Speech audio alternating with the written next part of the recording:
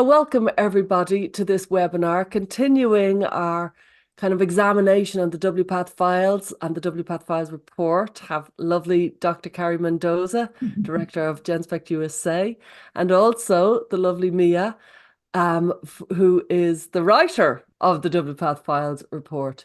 And I personally, of the many things that were amazing about the WPATH files, I was most interested in the medical scandals because I think we can learn so much from them. And we are just a moment in time.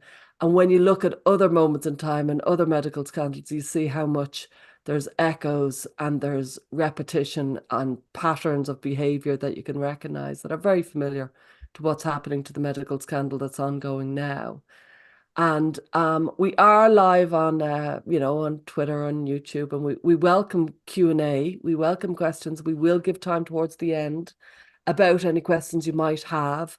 And also we've opened up the chat, so you're welcome to, chat among yourselves because it can sometimes be quite interesting for people. So what we might do is maybe Carrie, you might introduce yourself, and then we'll open it up to Mia, who might tell us all about the background of the medical scandal that is the ovariotomy. I'm going to stutter over that all night. Yeah. Well, I'm Dr. Carrie Mendoza. I think many of you out there know me. I am the director of Genspect USA. I'm an emergency medicine physician, and I work in advocacy on this issue in gender, working on a lot of different programs to try and educate everyone, come up with solutions. We've got our continuing medical education program, so physicians and nurses and other allied professionals can get credit for our educational webinars, including this one. So I'm just excited to be, part of the team, and we've worked on the WPATH files and education around it. So pass it to Mia. And Mia, so tell us all, thanks a million, Carrie. Mia, Sure. tell us all about expound, because there's an awful lot in your mind over the last year about this. So you know a lot, and I think a lot of people don't know very much about this particular one. I think we know a bit about lobotomies. We know a bit about a few of the other scandals, but this one is the one I certainly know the least. So you have the floor. Okay, thank you. So this was my favorite of all the medical scandals that I wrote about. I did 4 case studies for those that haven't read the WPATH files report.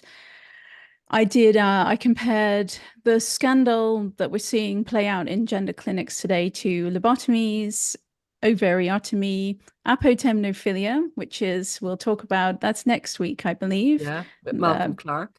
With Malcolm Clark, people who identify as amputees and seek elective amputation of healthy limbs.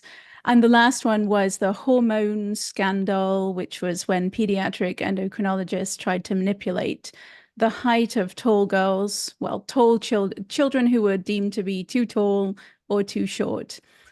But the ovariotomy scandal was my favorite of all of them. Partly because I knew the least about it as well. It was, I'd read about it, I'd touched on it in the past, but I really enjoyed digging into all of the literature on it. So for those who don't know, the ovariotomy was the surgical removal of healthy ovaries in the 19th century as a cure for a range of mental illnesses. Of course, completely pseudoscientific. There was no link whatsoever between the healthy ovaries and the woman's mental illness. And it's it is the worst medical scandal of the 19th century because we can't be sure because record keeping wasn't great back then, but estimates are that about 100,000 women, perhaps more, had their healthy ovaries removed as a cure for a variety of mental illnesses. And many of the mental illnesses, of course, in a strong parallel to today, were not strictly, it was a psychiatric epidemic of hysteria. That was one of the reasons why they would remove the healthy ovaries.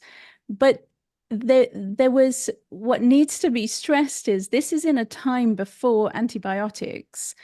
and in the time before surgical cleanliness. So in the early days, 1 in 3 of these women died. They killed a third of them with this totally pointless surgical procedure. So I don't know, where should I go? Do you want me to go all the way back to the theory that, okay. So of course it's the 19th century. They did not know everything. They did not know very much about the workings of the human body. First of all, so it was based on reflex theory, which was this idea that one organ, they called it irritation. Irritation in one organ could produce irritation in a distant organ in the body, sort of like the messages, the signals are traveling up and down the spinal cord. And so, your kidneys could affect your heart, or your ovaries could affect your brain. These messages were traveling up and down the spinal cord. And so but that wasn't the beginning of it, really. That's reflex theory. You've got to go back a little bit further in time to, I'd say, about the 1820s was when we get this. Can I just jump in? It reminds me of the kind of Steven Pinker's Ghost in the Machine. It's like we humans, we always think that there's something within us that is more than just our body and flesh. But keep going. Sorry, I shouldn't have jumped in. Well, I mean, it's coming on the back of, so we had demonic possession, there was that. And then for a while, they thought that the uterus, everything, they're always fixated back then and somewhat even now, fixated on a woman's reproductive organs as the source of everything that ails her, right? So the uterus was considered the source of a woman's every ailment, her madness, her insanity, whatever. It was this leaping, they even had this idea that the uterus was a frog or a toad or something leaping around inside the woman. Hysteria means what? Wandering womb. They thought that the womb somehow came attached and was rising up in the woman's body. So there was already this fixation on the woman's reproductive organs as the source of everything that ailed her. And then they come up with, first of all, a completely crackpot idea of spinal irritation. And, somewhat grounded in, what is, Carrie, maybe you can help me out here, but tuberculosis, maybe? Is that something, does that produce spinal symptoms? There were certain illnesses around at the time that would be causing irritation of the spine, real irritation. It could. I think there was also just unknown what caused seizures. That was a big thing. And then they did have some understanding of the nervous system from dissection, but thought that the tracking in the nervous system was connecting to everything and causing a lot of problems. They didn't understand how obviously it was all connected. But yes, they were very focused on the nervous system. Right. And they became fixated on the spine. So this is the recurrent theme throughout this evening is going to be the medical world's shaping of symptoms and how patients respond to the medical world, the theories that the medical world is enraptured with at any given time in any given place. So when spinal irritation came along, it was this idea that, if a very learned physician could put pressure on a woman's spine in certain places, he could find areas of irritation, and then he could somehow, I don't know, cure her. She had to lie on a couch horizontal for months on end. This is the Victorian women, prone on the couch for years sometimes. And so we have spinal irritation first. And because the doctors were focusing on the women and these areas of their spines, then the women themselves started to focus on those particular areas of their spines, and then they would feel the sensations that the doctors were just producing in them. There was nothing even going on there. And so that was all completely pseudoscientific. It left a lot of women.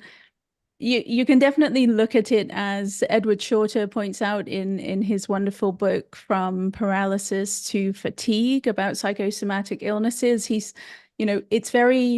tells you a lot about how the situation of women in that time, they were passive, expected to be very passive and waiting for marriage and very docile. And then this psychosomatic illness comes along that leaves them lying on the couch. It's the only way they can recover is to lie down for months. And so that was obviously totally pseudoscientific. And as soon as they were done with that, they came up with reflex theory. So this is the idea that the distant organs affect other organs. And of course, again, because of the fascination with women's reproductive organs, it was a natural step that the uterus and the ovaries would be the cause of hysteria, insanity, everything that ails a woman in a mental health sort of way. And again, with these types of, with every moment of madness, there's usually a medical advance, you could call it. The medical technology evolves with the culture, evolves with the crazy doctor's beliefs, and they all sort of come together. And normally the victims are, well, very often the victims are women. And so in this case, they came up with reflex theory at the same time that they were developing surgical techniques. And as we have seen recently, when doctors get swept up in the excitement of a new discovery or new skills, new things that they want to try, they're looking for patients. They want to try out their new skills on whoever they can. And so they had come up with, the anesthetic had been invented. So surgeries were now far less painful and could be used more in a more widespread setting. They still didn't have surgical cleanliness, but surgeons were eager to practice all of their new skills on whatever patients they could. So when it was natural then, I guess, that because the ovaries and the uterus were implicated in the mental illness of women, and they had all of these women with all of these complaints, it was natural that they would just start removing ovaries, to the point that it's like 1872 is when our scandal, today's scandal that we're going to talk about, started, Ovariotomy. 1872, within 2 weeks of each other, a German had done it and an American, well, it was an American-British team, 2 surgeons, within 2 weeks of each other, and they didn't know that they were doing it. They came up with the idea separately. So the German woman died of sepsis, and the American woman did not. So the surgery took the name of the surgeon who performed the operation on the American woman. He was Robert Batty, so it became known as Batty's operation. And can I ask you, the 2 weeks, so they were kind of performing these surgeries, the same surgeries at the same time. Is that because this skill had been developed, or the theory had been developed at the very same time? Or what was it that they were both 2 sides of the Atlantic performing it? I think it's both together at the same time. This idea was becoming really popular in the early 1870s, that the ovaries were the cause of madness and hysteria. There was a psychiatric epidemic of hysteria, which was not a real illness at all. And then, yeah, they were developing the surgical capability to remove the ovaries as well. And, someone had removed a woman's ovaries. She had some sort of mental distress. She'd had her ovaries removed surgically, and there were lesions on the ovaries. And so this was, without any statistical controls or anything, like, oh, well, that means that the diseased ovary, because it confirmed their beliefs. Aha, Doctors like proof. it. Yeah, they like their beliefs to be confirmed, right? Like, we believe this, now we have proofs, let's go. And rapidly, it spread so rapidly, all across, in certain parts. So it's Central Europe, the US, it was really popular in the US. France, not so much, and we'll get to that. We'll get to why later. But what I find really interesting, the part that I kind of like the most, it's depressing and awful, but so the women at the time, we've got the medical advances, we've got the doctors' beliefs shaping everything, but at the same time, you've got the women who are in various states of mental distress, and they are imbibing the narrative of the medical world at that time. Edward Shorter, again, I'm going to talk about Edward Shorter a lot tonight, but he's got this wonderful concept of the symptom pool. And so the symptom pool is basically at any given time and in any given place, distressed people, vulnerable distressed people, can select from the symptom pool of recognized mental illnesses. And they can take from the symptom pool. At that time, it would have been hysteria, it would have been melancholia, there would have been, like, we've got gender dysphoria, we've had multiple personality disorder, we've had all sorts of illnesses in the symptom pool, and it's constantly shifting and it's constantly changing. But at the same time, with your selection, you're also selecting the approved remedy of the era. Okay, so like a girl now today could select gender dysphoria, and with that selection comes the whole package. It comes the testosterone, the puberty blockers, the removing her breasts. And so the also, women... could I jump in about the symptom pool? Because psychologically, it's very interesting. You get the approval of society. So if the symptom pool kind of approves of gender dysphoria as a very difficult condition, by identifying with it, you're getting a recognized condition, and you're getting society's belonging and approval, and you're getting it's like going to the doctor with an extremely irrational, almost strange illness versus one that the doctor will recognize and say, I know what that is. And we want the doctor's approval. So we kind of gear our symptoms towards something that the doctor will recognize. So it's a kind of a psychological bind, I think, the patient and the doctor fall into. Yeah, It is. I think it. Oh, yeah. Oh, go ahead. No, go. Oh, I was just going to say, I think it's just part of scaling everything up, because the doctors obviously are part of the equation. They have to have something that they want to help. And so they have something that's a solution to this, because as you said, the female hysteria was a social contagion at that time. And it was actually something for hundreds of years had been, a thing. But it, as you said, with the with antisepsis that came about in the 1850s, 1860s, then surgery was an option for a lot of things, on top of the theories you were saying, and then the social milieu of female hysteria.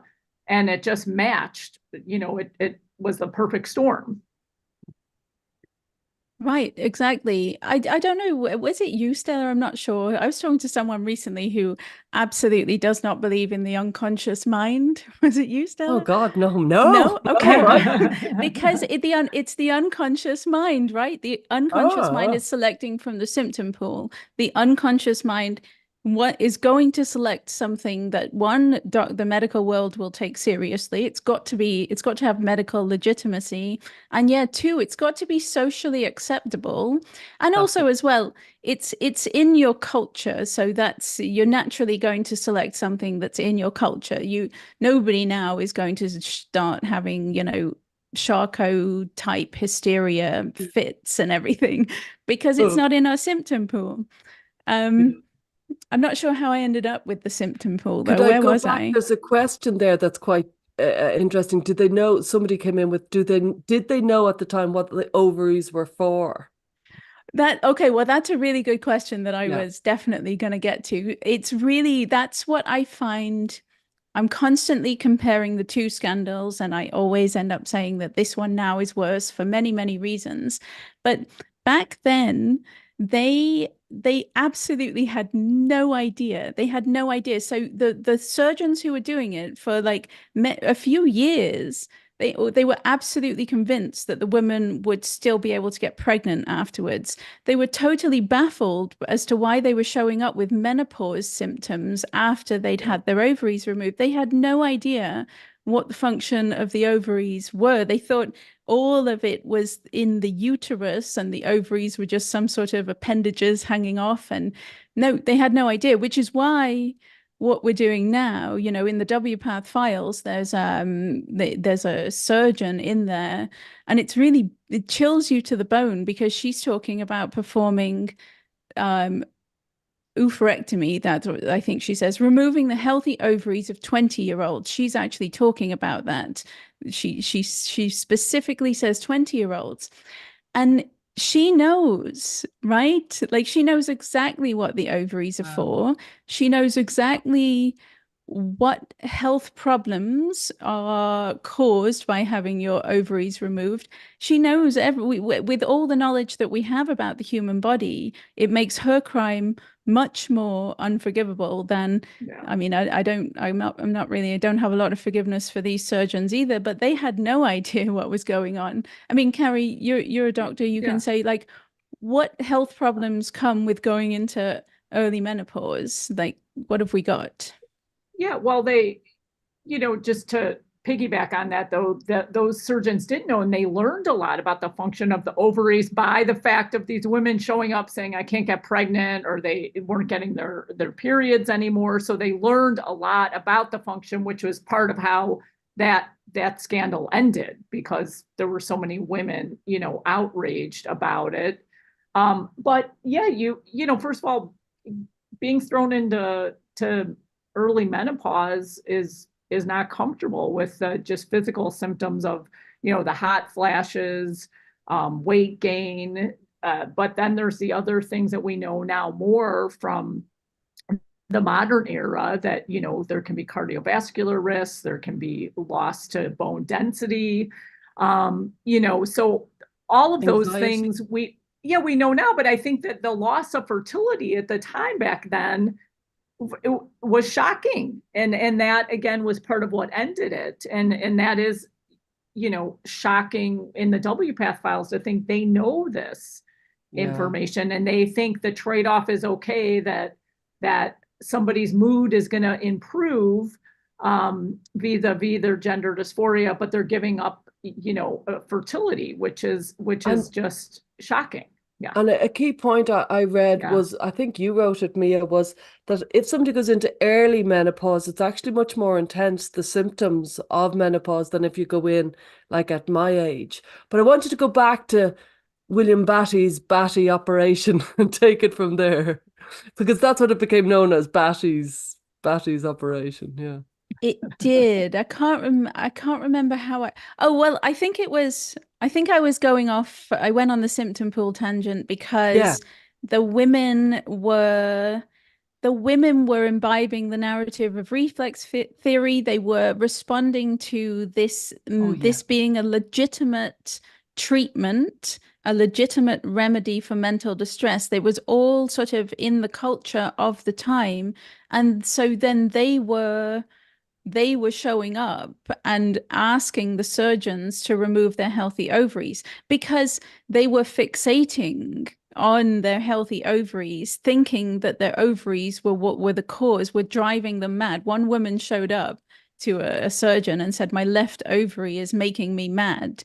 And, you know, because this is psychosomatic. This is the power of the mind. And I personally understand this as somebody who, you know, have always somewhat had hypochondria, and since the dawn of the internet have experienced at times extreme levels of cyberchondria, where I come across the illnesses online and I absolutely, this like med student syndrome, is that what they call it? Where you convince yourself that you have you read about an illness, and then you fixate on the symptoms, and then you create those symptoms in your body. I understand that because I've done that to myself so many times.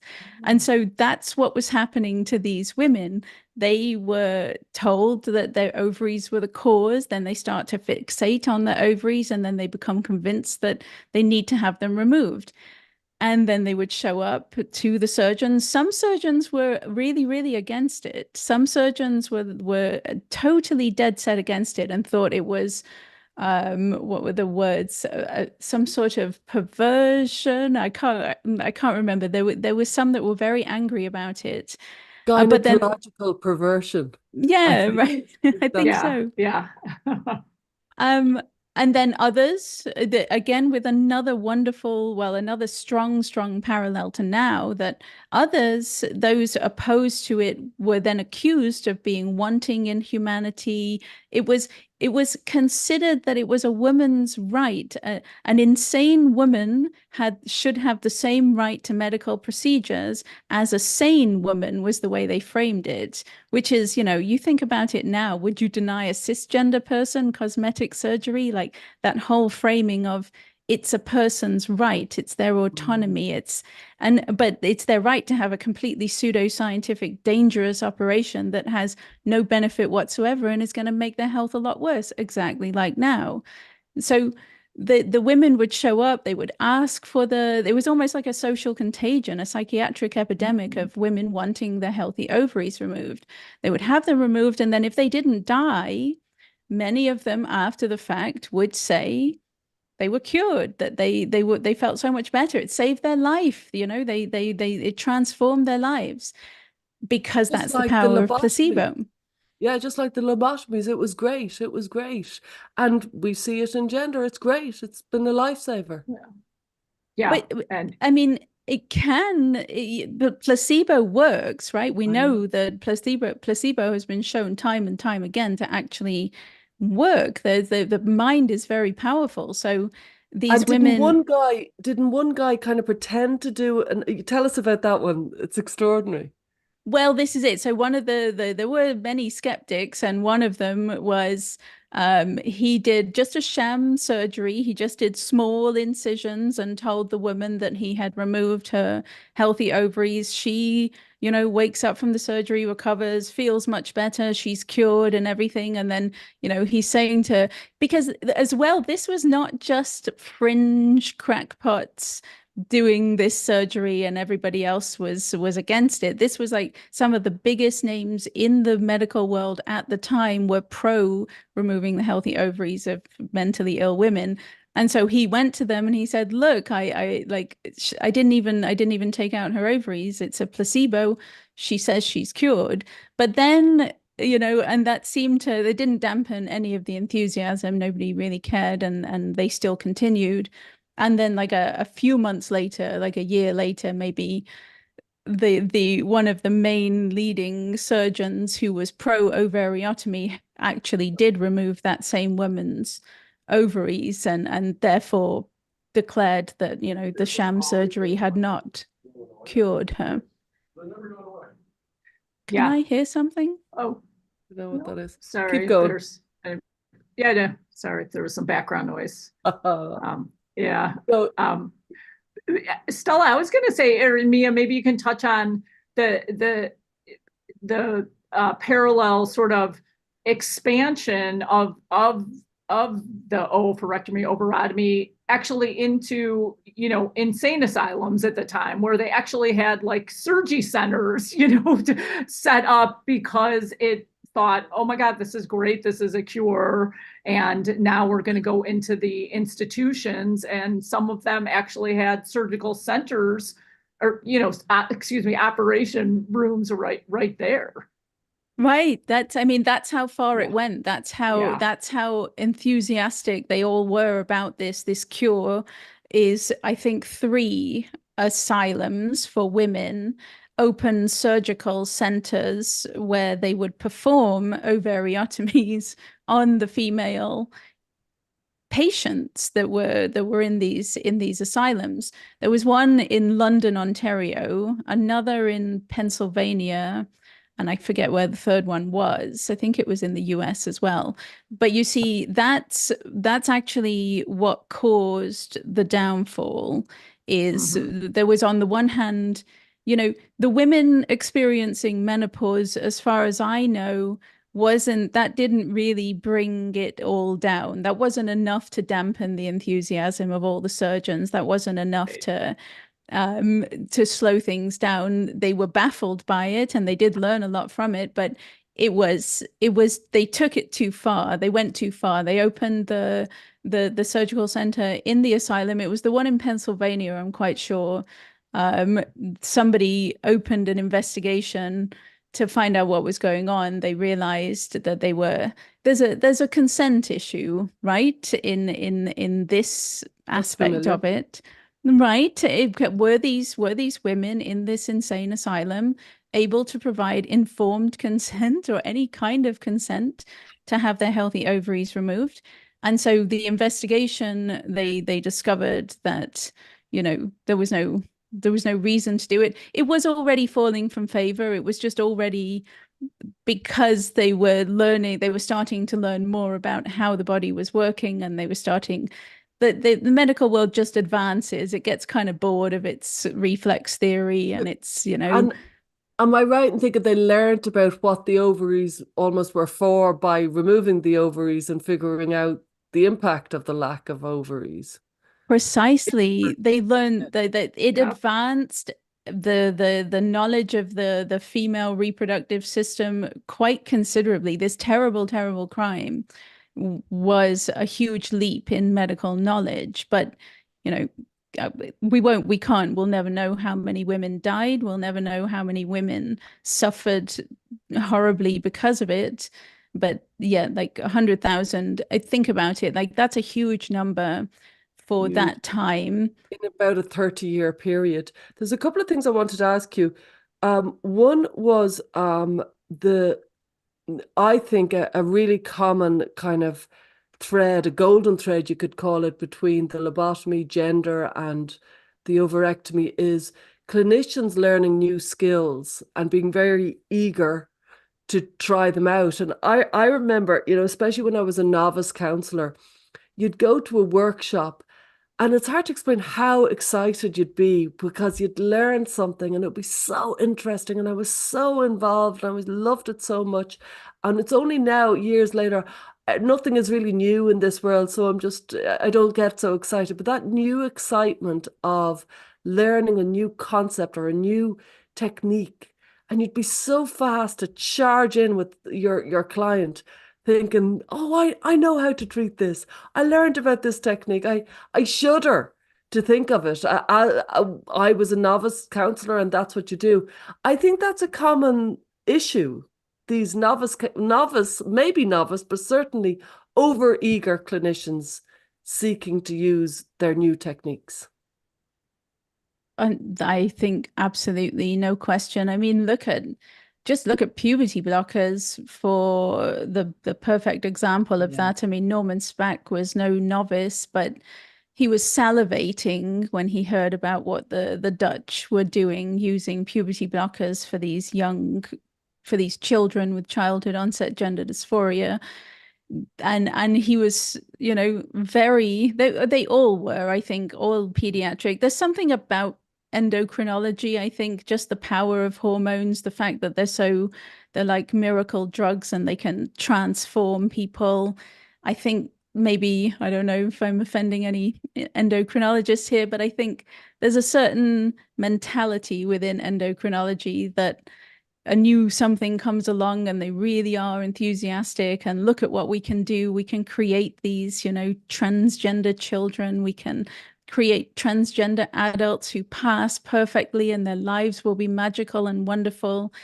They never seem to look far into the future. They're very excited about the effects that the hormones can produce right here and right now. And they very rarely seem to consider what's going to happen in 40 years' time with this patient. But yeah, like lobotomies, the same. They were so excited that they could make all of these very violent, mentally ill people docile that they were, doing them like Freeman and his transorbital. It was, the drive-through lobotomy, Oh my God, I forgot. Yeah. Walter Freeman, and he charged through with the lobotomies and he made it his own. This guy, Batty, was he a similar figure? Was he as excitable, really? Or was it was named after him? in my mind, he's not quite a Walter Freeman. Maybe I'm being more generous though, simply because of the time.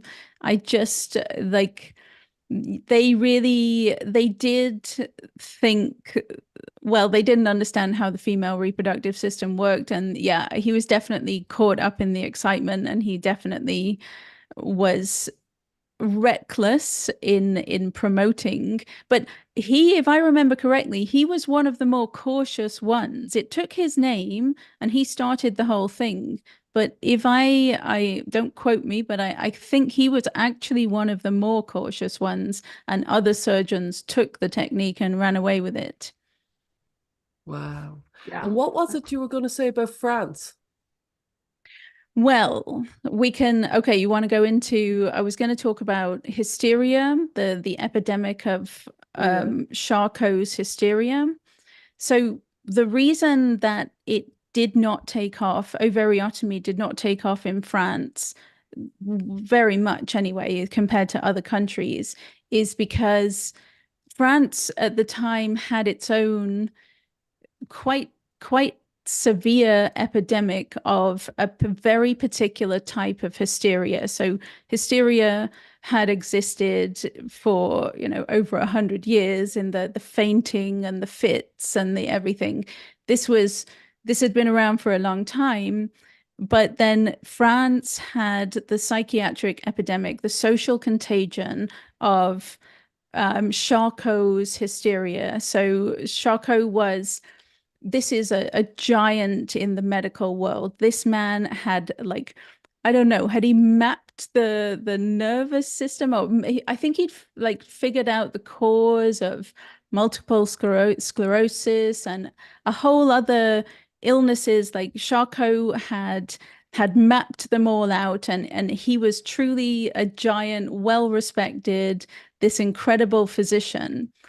And he made a name for himself, and then he just went astray. He just like destroyed his reputation with his complete obsession with mapping hysteria. He was going to find the physiological cause for hysteria that had been, you know, baffling physicians for over a century.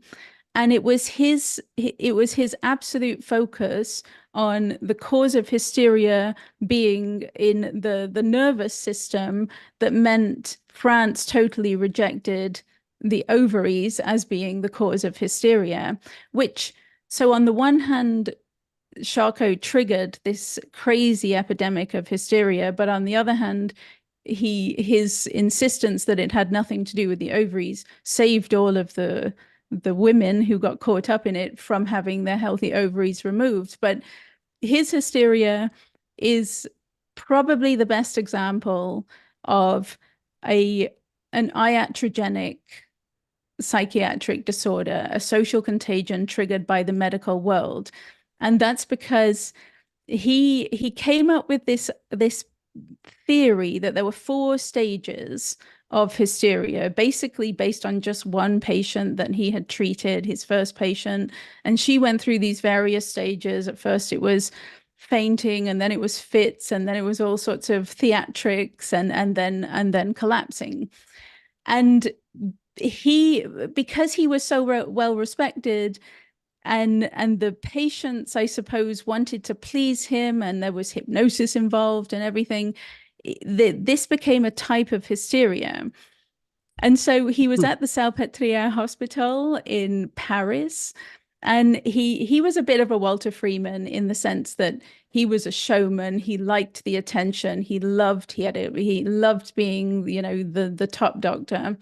And so he had these famous Tuesday lectures at the Salpêtrière, where he would invite not just medical professionals, physicians, but also journalists. He invited journalists in, and then he would parade his hysterics, who were also staying at this hospital. He paraded them on the stage, and they basically performed. It was basically like a circus. They performed, they went through their 4 stages of hysteria. The theatrics got more and more wild with each passing week, but journalists were there. So then journalists would report on it. the physicians who were in the audience, they would write up about the hysteria in their medical journals when they got back home. And so the contagion spread. First of all, it was only in the Salpêtrière where Charcot was. And then the contagion, as people witness these lectures and disperse into Europe, the contagion started to spread all around Europe. And then it was again like these things are very often they happen, they target only one demographic in society. And this was one that hit society women, French society women or European. And that was partly because medical journals were to be found in the drawing rooms of these society women, and these Charcot style fits would be described in literature of the time, in really popular literature. So the women were reading the literature and absorbing the hysteria, this particular type of hysteria, and then manifesting the symptoms. So it was very much, I find, when there was also, he used photography. Again, we've got this technological, we've got the mental illnesses evolving with technology, evolving with the medical world's beliefs and the culture. And so photography was brand new at the time, right? And everybody was entranced by photography. But, they would take photographs of these women in their various stages of like the 4 stages of hysteria. And so that's another way that it spread.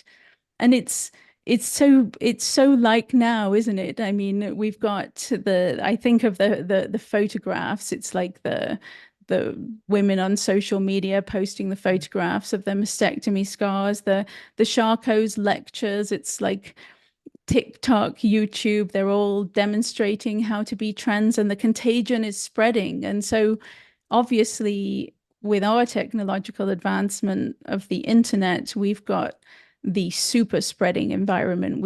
It's just out there and it spreads like wildfire. It was a slower process for Charcot's hysteria because people had to attend the lectures, write in the journals. The journals had to make it into the drawing rooms of these women. But another good parallel is nobody dared to challenge Charcot. Like, he was the king of, all of the medical world. And he was not apparently a very reasonable man either. He had a massive ego. So nobody dared say, people were whispering behind the scenes, like, this is obviously the power of suggestion. This is obviously not real, but nobody dared say it to him. And so when he died, his hysteria just disappeared. It was just gone almost immediately. And like doctors would say, don't even mention the word hysteria to these women in this hospital. Just don't even say it. If they started to do their theatrics, they'd be like, no, we're not having any of that. Call it something like social contagion. Like, did they realize there's a thing going on, and if you mention it, you're going to bring about it? Yeah, I think it was suggestion. They were saying it was the power of suggestion. They knew, but they didn't dare say anything because Charcot would have ruined them and ended their career and they'd have been ousted. Sounds rather familiar, right? Like, it's exactly like now. If anyone dares to say, none of these kids are trans, this is obviously a social contagion, that's it, your career's over and you're ruined. And so it disappeared. But that's the interesting, the good thing, the only real good thing, I suppose, is the fact that Charcot was so certain that his theory was correct, that they were not performing ovariotomies at his hospital. So these women just packed up, left the hospital and went on with their lives, and they were fine. I have a question in my mind, and somebody else has put in a question that's kind of linked to it. So somebody has asked, saying, yeah, sure, but were orchiectomies done therapeutically for hysteria in men, or was this solely characterized as a woman's issue? And the question I had, which is kind of, not a million miles from it, is it feels like there's, Charcot's hysteria was going on in France, which is why the other hysteria of ovarectomies wasn't happening in France, but it was happening everywhere else. So there was all these kind of medical scandals happening, and it feels very linked to women's sexuality. they're either undersexed or oversexed. So was it happening in men, and was it very linked to men's view of women being either sex starved or oversexed or something like that?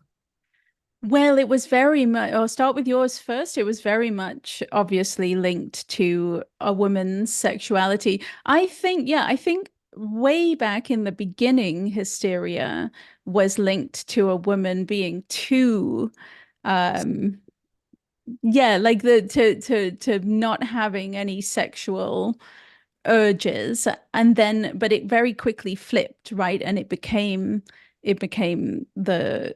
the hysteria was because she was overly sexual. They I mean they would, I think they did all basically female genital mutilation. They would remove the clitoris and stuff for hysteria, because hysteria was thought to be an overly sexual, the result of a woman having impure thoughts, being too sexual.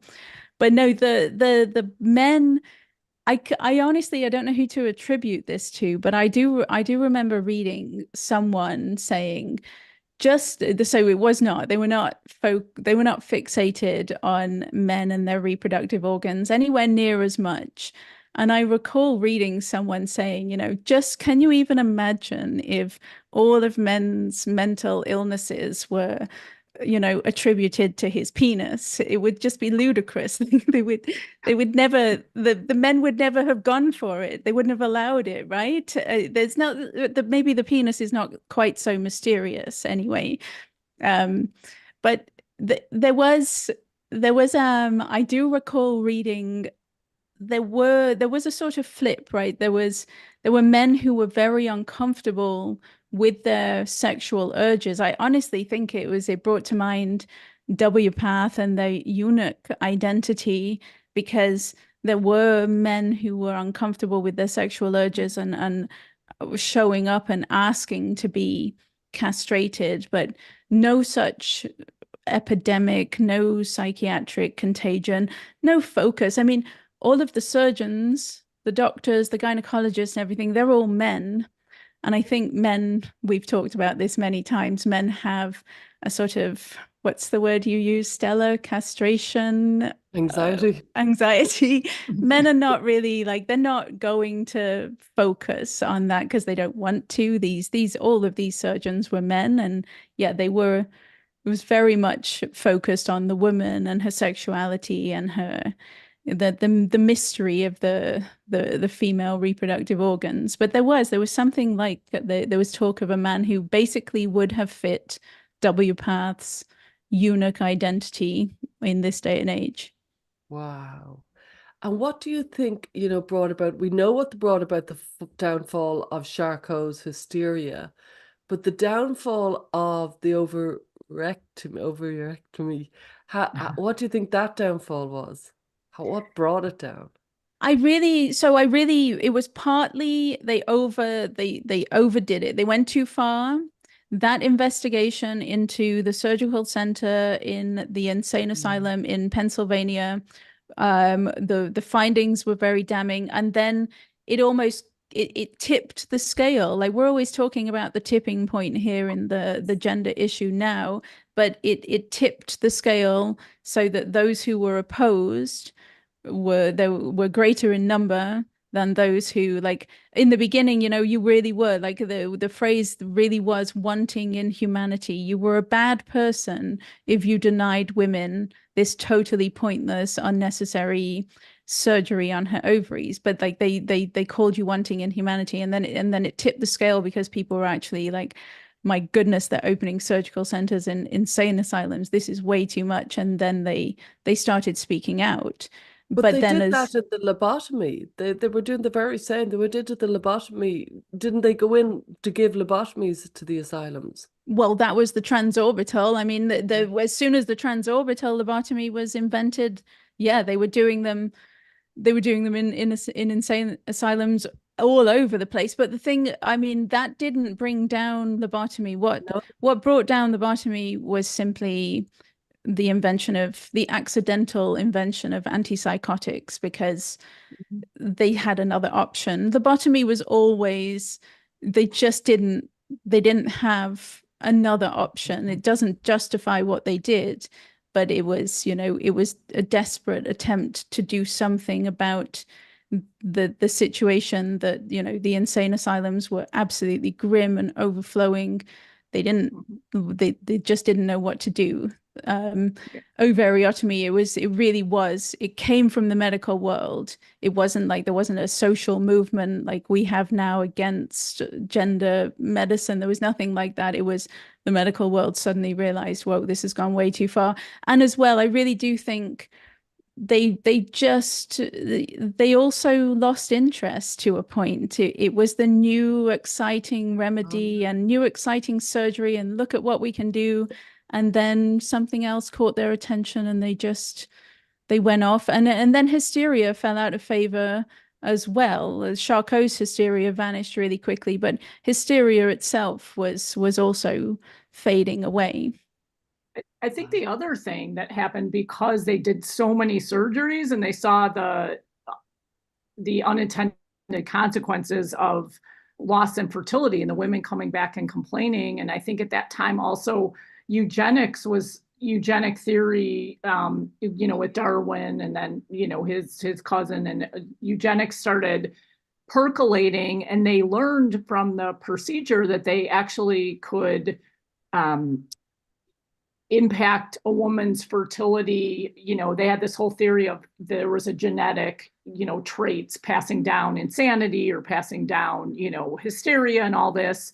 And they didn't have to take the ovary out, but they could do tubal ligations and vasectomies. And so I think it in part evolved out of that, because they were doing all these surgeries and understanding the anatomy more.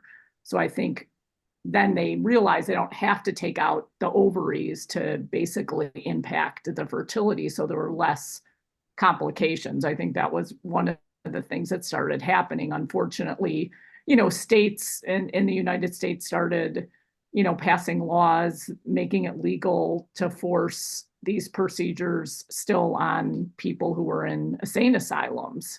So some abuses of vulnerable populations was still continuing, to some degree with this type of procedure. They sort of modified it, which was, unfortunate. In fairness, sometimes when I read about the history of medicine and I think about the history of psychology, I kind of think we are in, it's kind of an impossible, it's like an art and a science, and it's really, really, really hard to figure out what's going on in the brain, to figure out what has made you Mia, what has made Carrie, how we can have sisters and brothers that are just so different, why some people get, one sickness and some people get the other. In our defense, and, as humans, I think we're eager to find solutions. We hop upon them too eagerly. Our job, I suppose, is to be humble enough and realize that you can't do that. You have to have some humility with it. But I think the eagerness to find a solution, the way you sometimes agonize over this, Mia, are they bad, or are they, is it the banality of evil? I do think that the eagerness to find a solution can be a large part of, finally, I've got a solution for these people who are very sick. But you see, so with ovariotomy, because we're talking the 19th century, we're talking the very beginning of modern medicine, even lobotomy, it was a desperate situation. It was a desperate time. Those two, I understand that doctors get swept up. I understand that they found a remedy and they apply it to everything, and they want to help and they want to cure, and they end up doing terrible harm. But now at this point, first of all, the surgeons removing healthy ovaries today, they understand the impact on the health, so that makes it so much more unforgivable. I came across phalloplasty on Twitter today, and it's really, truly, it provokes something within me that nothing else has the power to do this. But when I come across, and it's not even, I don't have to actually see the appendage, just the donor site scar and the young woman, it's always a young woman, you can see the pain in her eyes. It really like triggers a murderous rage within me. And so there's a special place in hell for everyone who's ever performed a phalloplasty on a mentally ill woman, I think. But there's like, there can be no forgiveness for what they're doing. But I just think, I don't know, maybe Carrie, you can explain, but we'll talk about it next week with the apotemnophilia, with the surgeon in Scotland who was amputating healthy legs, like a healthy leg from one man and then another, and he was set to do a third. And then the medical ethics board stepped in and shut him down. And they said, no, you can't do that. And I just think, where are all the medical ethics boards right now? Who's got the power to step in and say, no, you can't create an appendage from that woman, from that mentally ill woman's forearm or thigh? That's criminal. That's a violation of medical ethics. Where are they all? Who has that power, and why aren't they saying anything? I mean, we've talked about it, multiple times. I think the normal checks and balances clearly are not, functioning right now in the U.S. We saw obviously in Europe there's changes, and with the CAS review, they're put in place. Hey, we need to really look at this, but in the U.S. it's not. And I mean, there's a bunch of reasons. The medical associations really are not in the business of policing. They're more, government contractors at this point. And a lot of doctors have been captured in the sense that they're not independent practitioners anymore. And I do think, obviously, as you mentioned, the power of the network effect with the internet and social media is just something so enormous that it needs to, the effects of that need to be integrated, into guardrails in medical practice. But I think the constant thing that will never change is that, physicians and other folks involved in healthcare are human, and they're subject to human foibles with, pride, ego, making mistakes. And again, that's why you have checks and balances.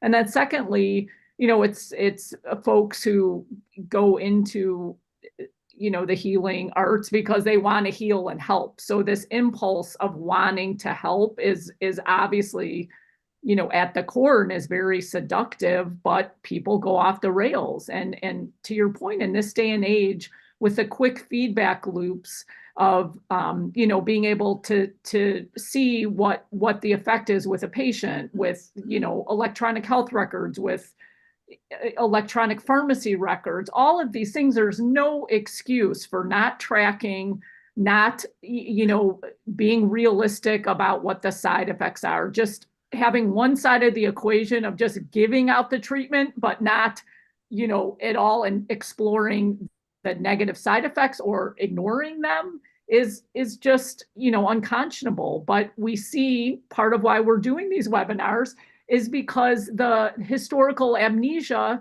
is just unacceptable. We need to make sure medical professionals, as well as anyone going into the medical system, they are aware of the past scandals, because it's human nature, and this is going to happen again. And we have to examine this one. How is it similar? What can we do to stop it? What can we do to educate people interacting with the healthcare system, so they're not naive thinking, well, certainly this would stop if it was wrong. And we know that that's not the case. Yeah.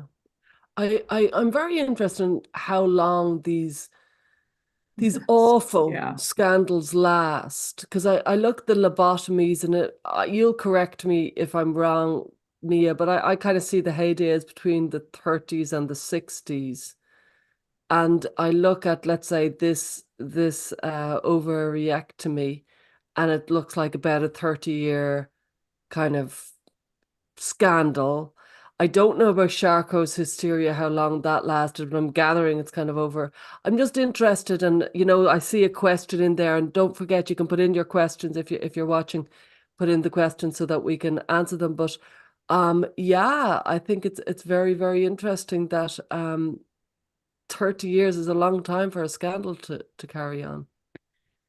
The other scandals to me they were far more organic, I suppose. Like they were just the medical world having a moment of madness, basically. Lobotomies, desperate cures. Charcot, I think it only went on for about 15 years, but Charcot was coming towards the end of his career. An interesting thing about Charcot is towards the end, right before his death, he did have a maybe this is not, maybe we need to rethink it. I think that was what he said.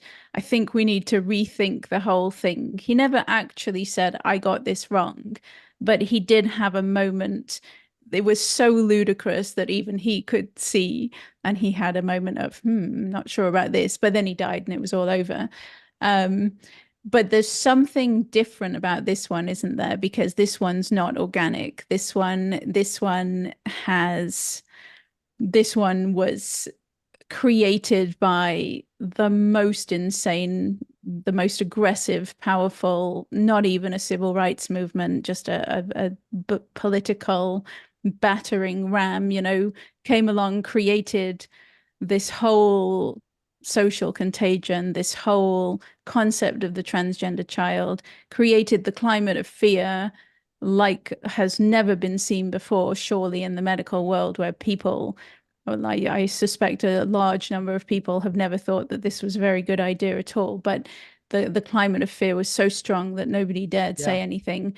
And then I don't think we will one day talk about multiple personality disorder, which I think is the only other scandal that even comes close to rivaling this one in mountain of junk science. Like the MPD people, they created their own absolute mountain of garbage junk science, but nothing, I don't think anything like what we've got today. Like I'm so completely exhausted by the same garbage junk science being shared under every single one of my tweets, and the fact that they can dismiss the CAS review, they can dismiss all of the systematic reviews by just throwing out garbage junk science and pretending that because they have more of it, that makes it legitimate and everything is fine.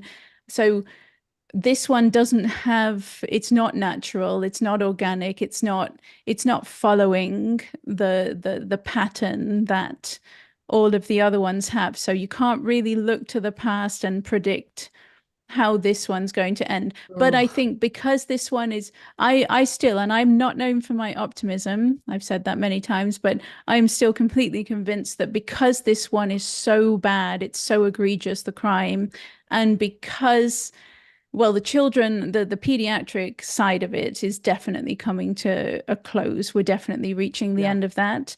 I just think because the crime is so terrible, and there will be so many once the floodgates open and the detransitioners are visible and all the victims are plain for everyone to see, I think it will all come crashing down. But I don't know that we can predict it based on any of the ones that we've talked about.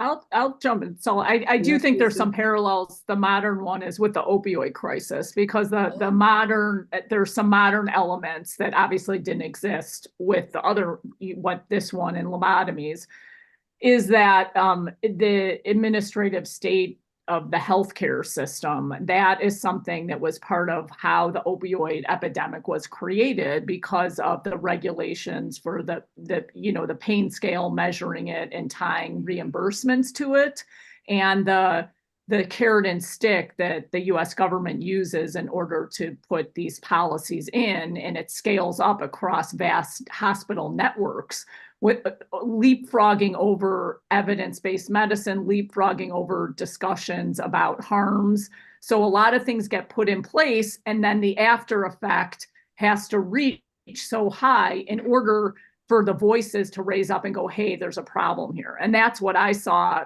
practicing at the beginning of the opioid epidemic, because the regulators were saying you have to pass out these medicines because it's, it's a quality metric and it's to help people.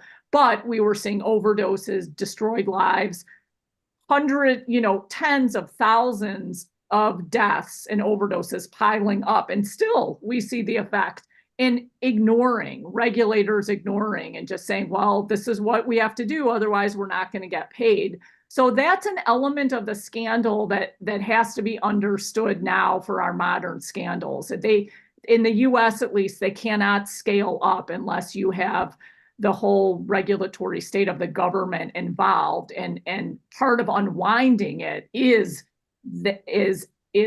reforms in that regard. And we do see now with Title IX, with changes in the Obamacare 1557, which basically is saying that gender identity is a protected class, and if you don't basically treat people that way, you'll be up against a civil rights discrimination claim. And hospitals and medical groups don't want to be up, on the side of a discrimination claim. So I think that's an element of the modern scandal now in the 21st century, that certainly the gender medicine scaling up that's part of it. And so, we need to unwind it from looking at those levers as well now. Yeah.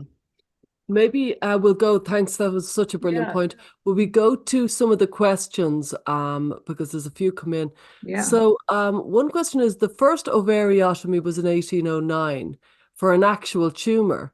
Did anybody think to look at outcomes in cancer patients before trying the procedure on healthy women? I'm going to assume that no. I can't answer that with actual confidence, but I know that they were taken by surprise in that they really did think that the women could still become pregnant. So perhaps because the woman had cancer, they attributed her menopause and infertility to her cancer, and that they didn't expect it in healthy women. So as well, I don't know how good communication was between doctors at that time. I don't know how good record keeping was. I don't know.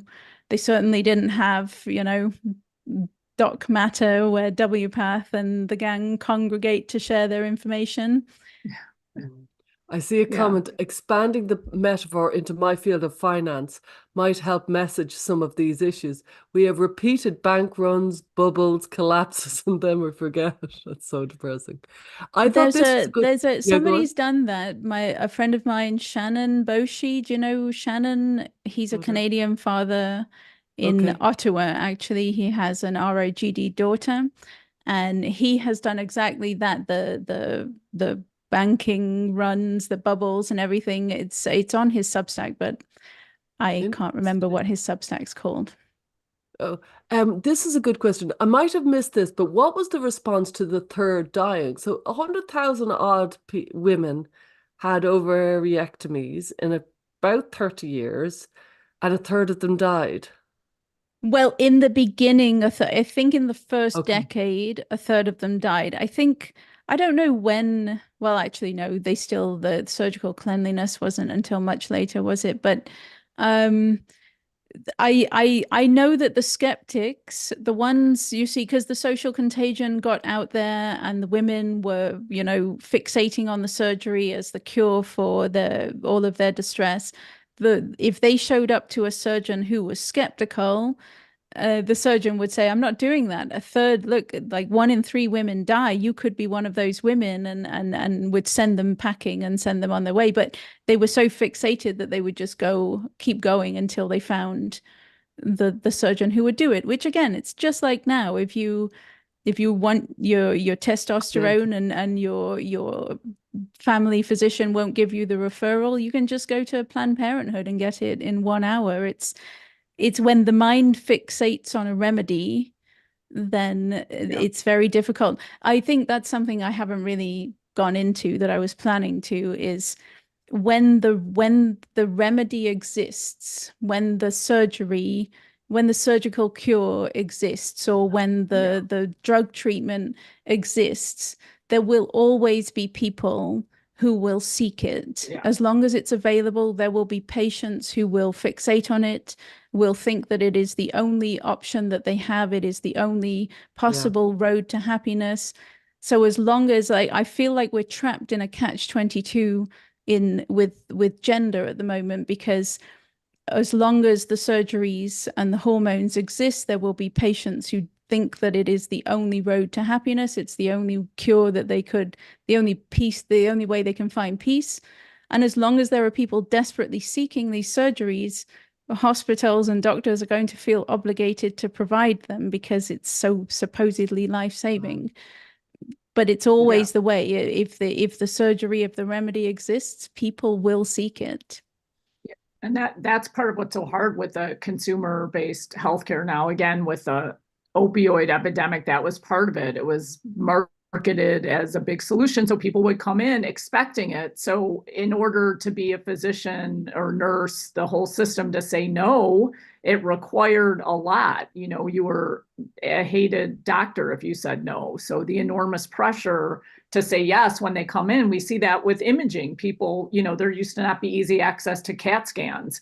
Well, now, you know, people come in like, well, can't I just get a CAT scan? You know, and they know they ask for things. And so you have to, it's a different type of conversation now when you're telling them, well, there's these guardrails here, or this isn't actually the best thing for you, or this isn't appropriate. It's completely different. That's the solution, though. That's the way out, right? Is the guardrails. So like banning it, I find is dangerous. Like I've been reading some materials recently just about, I guess it's people denied or didn't went to Thailand out of desperation.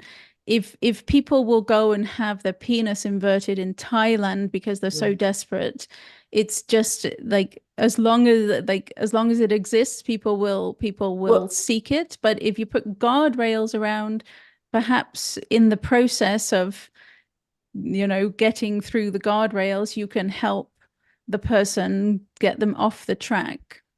I really agree with that. Like medical tourism is the thing, and online, you know, access to hormones is big and getting bigger every single day. The amount of reports I hear of young people accessing, you know, estrogen, testosterone. So the online market is huge and thriving. So we've got to get into a public awareness campaign so that people understand what's going on. When I was a kid, there was a big campaign when I was growing up, a kind of anti-prescription, as in stop going into your doctor and asking for a prescription for every little thing. And it was a funny ad that kind of ran my whole childhood, you know, and had a funny guy with a funny accent saying, can I have a prescription? Can I have a prescription? And they were basically saying, stop doing this to the doctors. I think we need a quite a significant campaign of knowledge so that people will know. You know, Kathleen has asked what will be the tipping point, and generally most people say lawsuits, but I do think there's two other things. One is the public awareness campaign of people figuring out what autogynephilia is, people figuring out what ROGD is. These are two massive gaps in the culture that most people don't know about.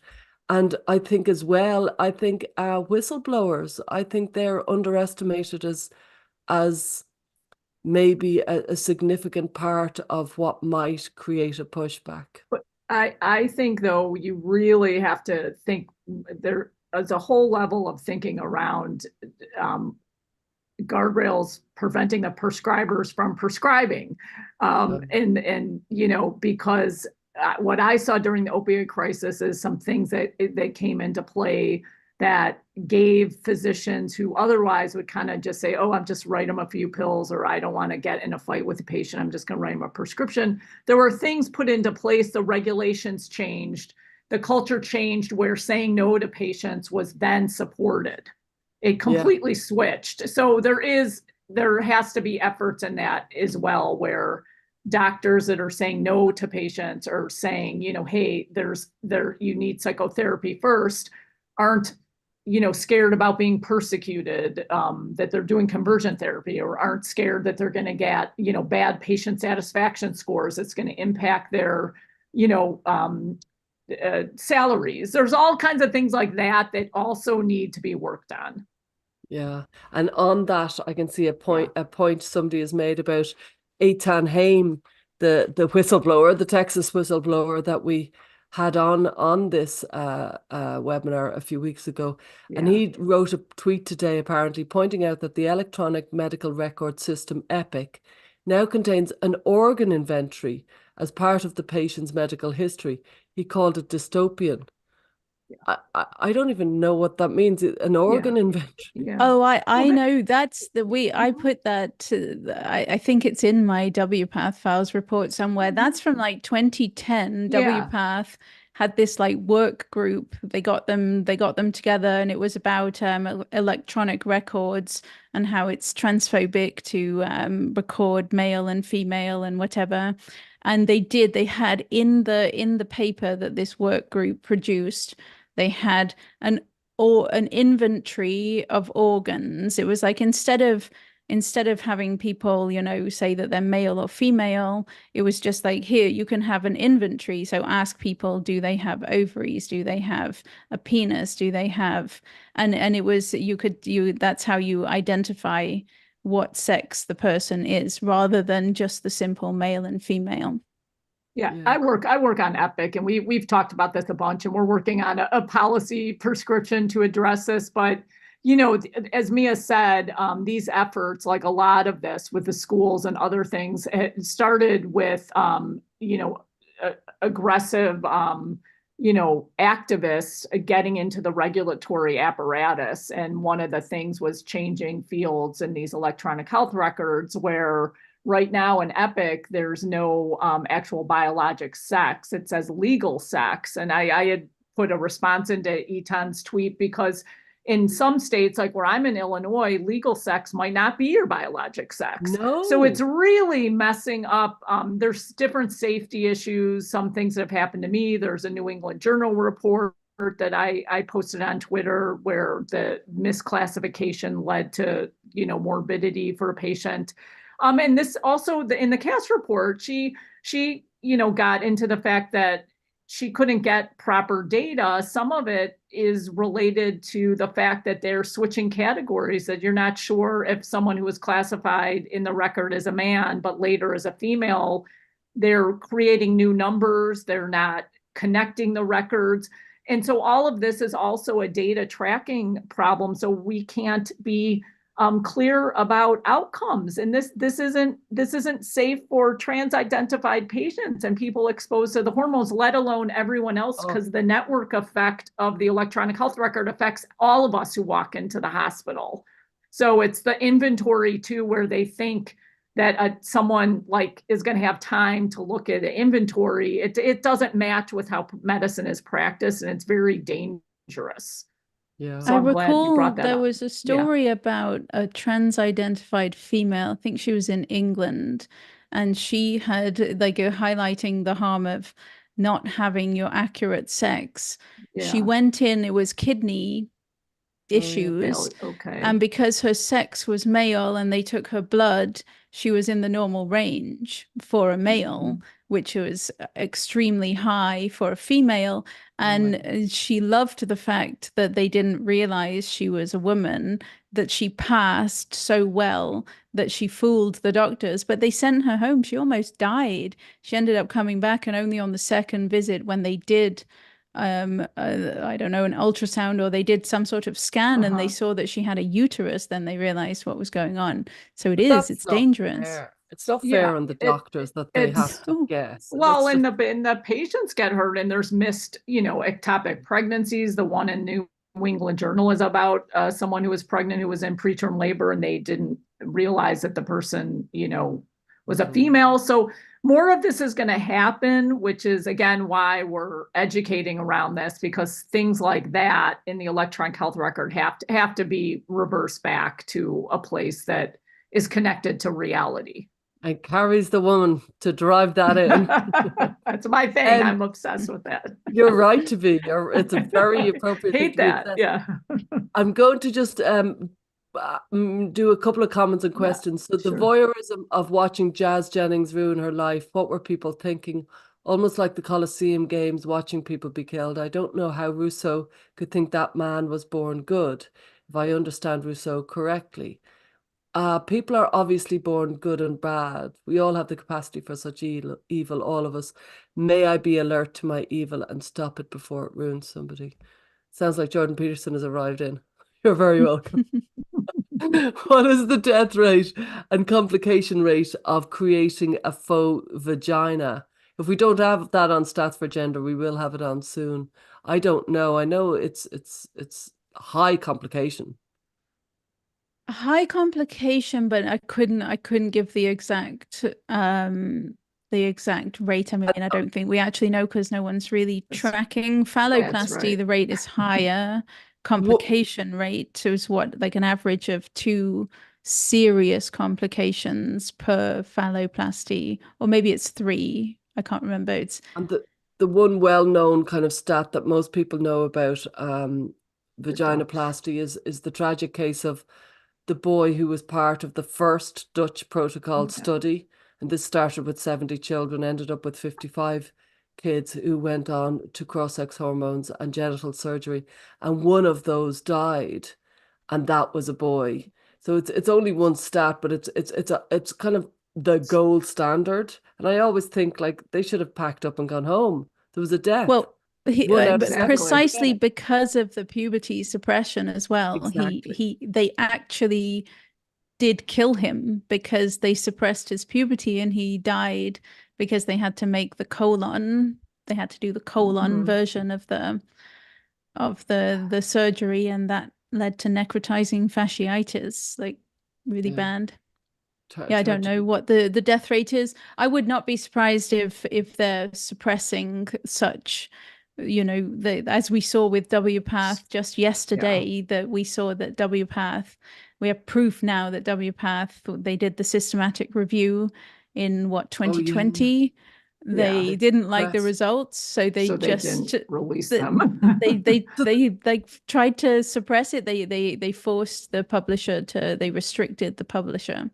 And with that move, they moved from being wrong and from being reckless and cavalier and terrible to creating grand scale terrible harm. They've moved into criminal activity. Yeah. That's what I wonder. Is it not criminal? At what point does it become actually criminal? Well, I mean, what's shocking, and I know we'll move on to other questions here, but the hospital culture just for decades has been really focused on safety, you know, reporting any issues so they can be corrected, whether from medicines or surgical complications.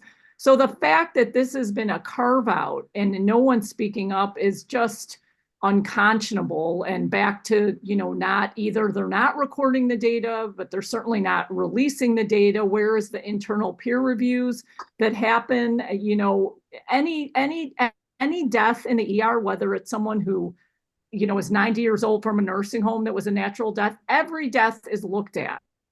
Complications, safety, it is part of the culture. So this being carved out again is unconscionable, and people in hospitals and surgical centers, you know, need to speak up.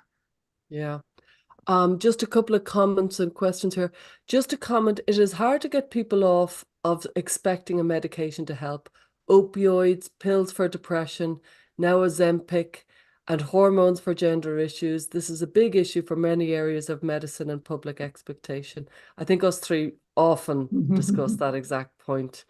I think it's a very good point. And somebody asked, and I wasn't sure of the answer. I think it's slightly debatable, but my autistic child has been up on puberty blockers from 12 years old and went on to hormones at 15 and is now 16.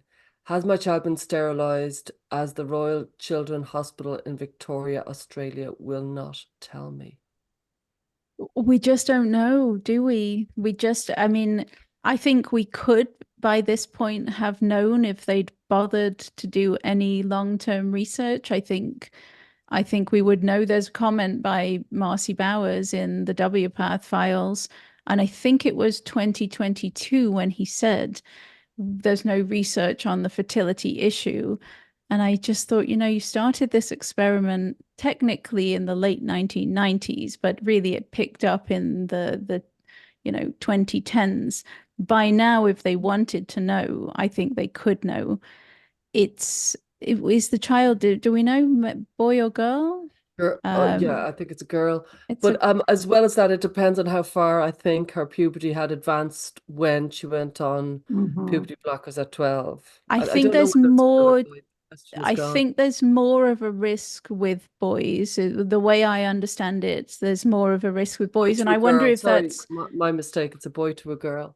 But also, okay. by the way, in Victoria, Australia, I didn't know this. The health department have no definition for detransition. Amazing. Yeah, I mean, but again, the point to drive home is the fact that there's been ample opportunity because years of this has been going on, and they're not collecting the data, or if they're collecting it, they're not releasing it. So you can't just be having, one side of the equation. It can't be just giving the medicines and surgeries, but not caring about the outcomes or effects or these very, very important, questions. Yeah. And I will be going to be closing it up in a minute. And thank you, everybody, for all the questions, and Mia and Carrie for such an informative webinar. But Lynn makes the point, and Lynn runs Themis, the resource fund for detransitioners. If anybody who's watching is a detransitioner, to be aware of themisresource.org. But she says, and it's a very good point, it's my view that the priority in the US must be extending the statute of limitations so that people can sue for medical malpractice. If they believe they are doing the right thing, they should not be afraid of lawsuits. And again, Genspect is kind of looking very strongly at this sort of, question so that people can, hopefully that situation can get improved. You know what I mean?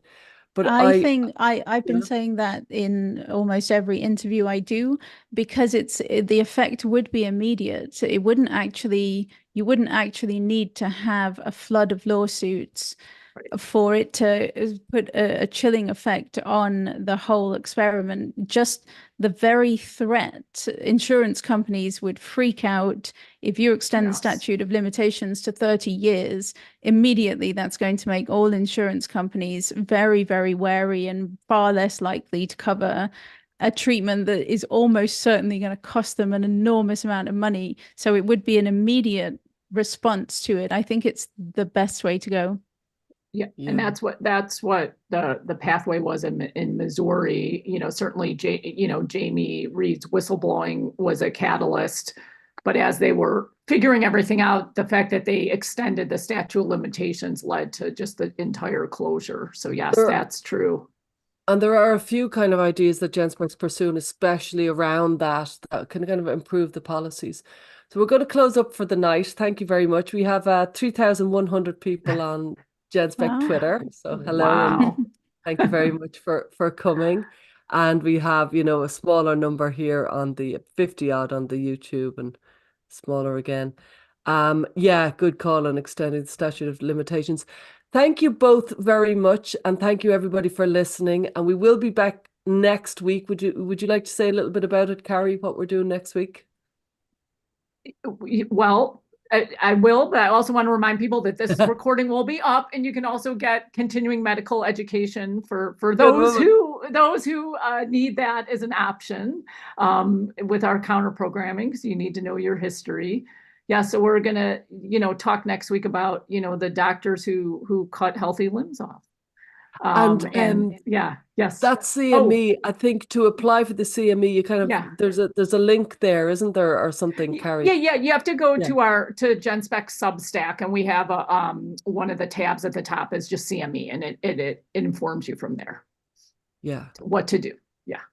And thank you very much, Mia. You were so fabulous, so interesting tonight. I can't wait for it to speak to. But do you want to tell who's going to be on with us next week, Stella? Yeah.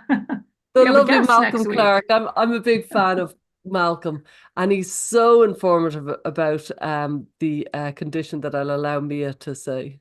I may be spreading the wrong pronunciation. I pronounce it apotemnophilia. We'll find out with Malcolm. I trust that Malcolm next week will know whether I'm saying it correctly or not. But Malcolm, you see, I'm really looking forward to this one because Yeah. that thread that I wrote on Twitter about apotemnophilia last year, Malcolm, I didn't realize at the time that Malcolm was the producer of the documentary about these individuals, and the surgeon in Scotland as well, who was performing the amputations, was in this documentary, and it turned out Malcolm was the producer of it. So he does know an awful lot, and not just about this, but about the whole medical scandal. Malcolm was there in real time watching this scandal, filming it and watching it kind of in God. horror. And, it didn't take off because the doctor said, no, this is awful. And also the media said, no, this is awful. Right. And obviously we're living in a different world right now. We better close up. We're very late. Yes, it is very late. Thank you for somebody who's noticed. I should be in bed. I know. I'll see you all next week. And thank you very much for such an engaging webinar. Thank you.